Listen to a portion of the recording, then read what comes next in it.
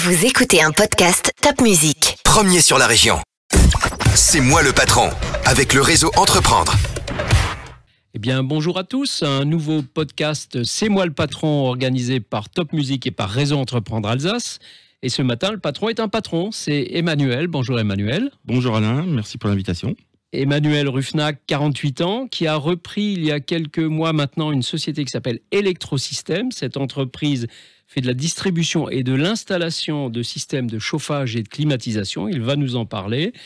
Emmanuel a fait une école supérieure de commerce, a fait un master 2 ensuite. Il a un CV long comme le bras. Il a travaillé dans beaucoup d'entreprises. Et puis voilà, 47 ans, 48 ans, il a décidé de se lancer dans l'entrepreneuriat en reprenant Electrosystem. Parlez-nous de cette entreprise, cher Emmanuel. Merci beaucoup Alain. Alors avant tout, j'ai choisi d'être entrepreneur parce que j'en avais un peu assez des reportings dans des grandes entreprises, etc. Et c'est un vrai choix personnel de pouvoir, entre guillemets, dépenser son argent. J'ai dépensé celui des autres. Et c'est un vrai choix et ça m'interpelle beaucoup. C'est très important pour moi. Ensuite, une entreprise familiale que j'ai reprise. Cette entreprise est au cœur du RID. La volonté de cette entreprise, c'est de fournir des systèmes de chauffage, on va dire, plutôt innovants, le plus écolo possible et décarbonés. Donc on est plutôt dans la pompe à chaleur, dans les bois, oui, dans les poêles, on etc. est principalement dans les poêles à bois, les poêles à granules qui sont tendance, qui correspondent parfaitement à ce qu'on cherche aujourd'hui, l'augmentation du gaz, l'augmentation de l'électricité, etc. On est parfaitement dans le cœur du sujet. Une entreprise d'une petite dizaine de salariés avec que des collaborateurs extrêmement professionnels. D'accord. Qu'est-ce que vous préconisez comme type de chauffage particulier qui viendrait ? J'imagine que d'abord votre clientèle c'est du particulier. Ouais. On fait 100% effectivement de 100%. B2C, donc 100% de particuliers, et sur une zone d'achalandise à une vingtaine de kilomètres autour de Bofsheim. Alors on s'éloigne un tout petit peu de temps en temps par des bouches à oreille, etc. Mais on est globalement autour de Erstein, entre Erstein et Célestat. Pour pas les citer. Je pense qu'on ne peut pas aller trop loin pour des problèmes de dépannage, d'installation, j'imagine, non ? Ouais, alors c'est une bonne remarque, mais nous sommes aussi à une demi-heure de Molsheim, sur lequel nous faisons aucune installation. Donc en parlant d'extension de zone d'achalandise, on est parfaitement dans le cœur du sujet. Et puis quand on est à Erstein, on n'est pas loin du sud de Strasbourg. On n'est pas loin. Alors dans le sud de Strasbourg, on en installe quelques-uns. Mais principalement quand même sur la région d'Erstein et de Benfeld et Célestat. D'accord. Les poêles à granules, c'est un engin, on ne le sait pas toujours, mais bourré d'électronique. Vous n'avez pas de problème d'appro en ce moment ? Alors effectivement, c'est une excellente question. Nous avons pas mal de soucis d'approvisionnement. L'ensemble des fabricants ont des difficultés de production. Leurs usines tournent à plein. L'ensemble du marché est en forte croissance. Nous avons évidemment fait du stock, mais nos clients subissent quelques délais inhabituels concernant les livraisons et l'installation de poêles à peler, effectivement. D'accord.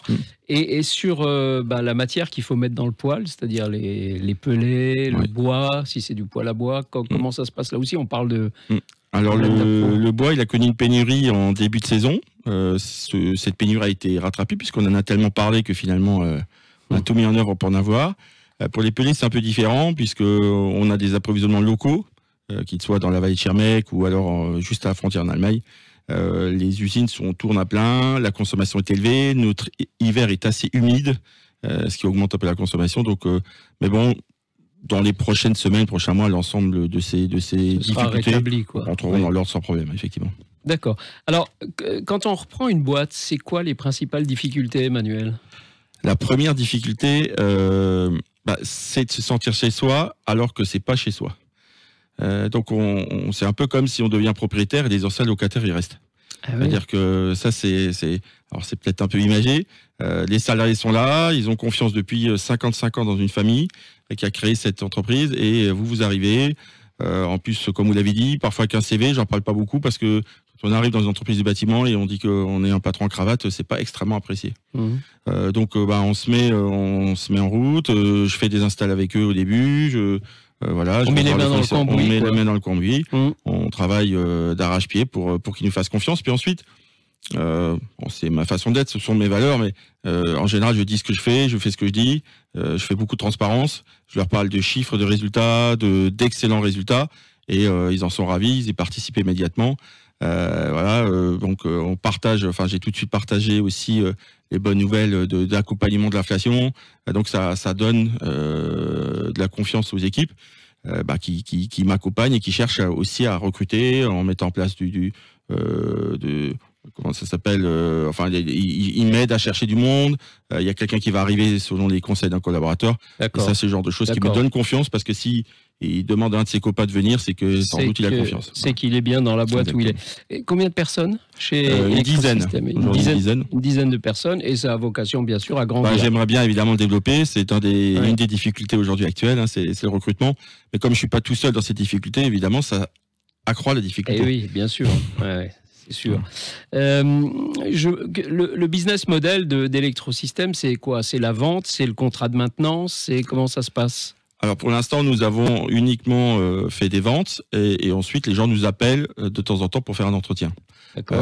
On est en train de mettre en place une tarification qui permet immédiatement, lors de la vente d'un poêle ou une climatisation, de vendre le contrat d'entretien sur 1, 2, 3 années. Et ça, c'est une vraie volonté, parce que ça permet à la fois de fidéliser les clients, de voir dans les mêmes rues toujours les camionnettes avec les logos, et tous ces aspects-là sont des aspects de développement futur. Bien sûr. Bien sûr. Et au niveau de l'intégration, j'allais vous dire, de votre propre intégration, Emmanuel, dans l'entreprise aujourd'hui, vous avez mis les mains dans le cambouis, vous avez montré que vous étiez aux côtés de vos collaborateurs. Vous vous sentez chez vous maintenant, au bout d'un certain temps? Oui. Alors oui, je me sens parfaitement chez moi. Très très bien. Hier, les enfants ont voulu visiter, ils sont passés, tout le monde était ravi de les voir. Ça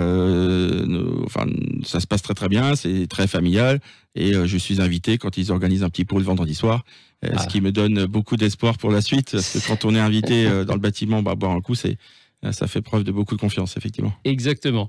Et alors, chez Réseau Entreprendre, qu'est-ce qui vous a motivé à venir chez Réseau? Alors c'est vrai que cette question elle vient assez fréquemment, puisque on me dit du réseau t'en as suffisamment, l'expérience t'en as suffisamment. Alors moi ce que j'apprends, c'est que je découvre encore des problématiques que je ne connaissais pas. D'ailleurs là, le recrutement, la problématique d'une petite entreprise où finalement on doit tout faire, on doit faire plein de choses, on se sent seul. Donc c'est intéressant de voir qu'on est accompagné.